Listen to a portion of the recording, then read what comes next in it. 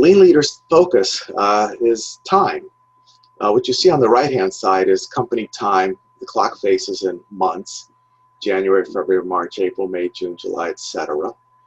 And this is typical of classical management, batch and queue management practice, where things just take a long time.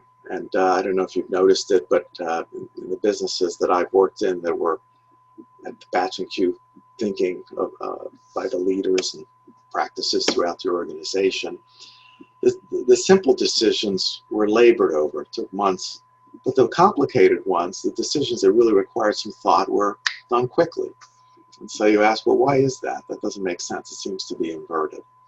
Well, what you want to do as you improve your process is eliminate all that queue time, improve the flow, but basically get to your customer's time, because your customer is looking at this clock face of hours and minutes and seconds, not months and weeks and days.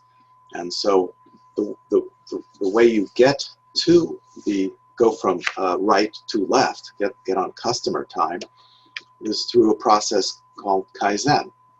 I'd like to speak to that here for a moment. This is a slide that Toyota uses in training, and it's in Spanish. It says, what scenario is most identifiable with the Toyota way, A or B?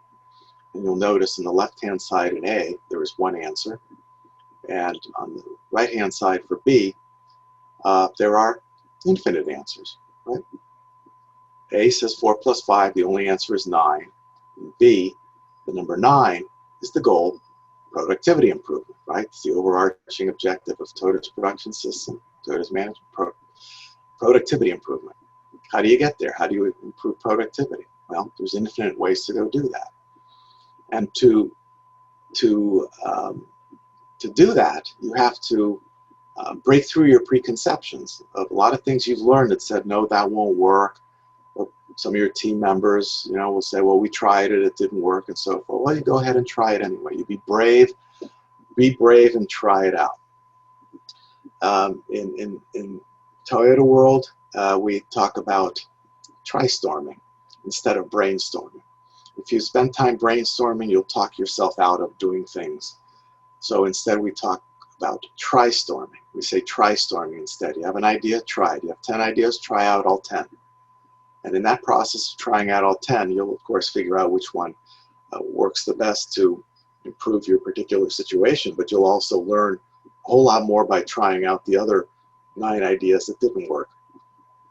So the left-hand side, A, 4 plus 5 equals, 1 answer. This is the mindset that is rooted in preconceptions.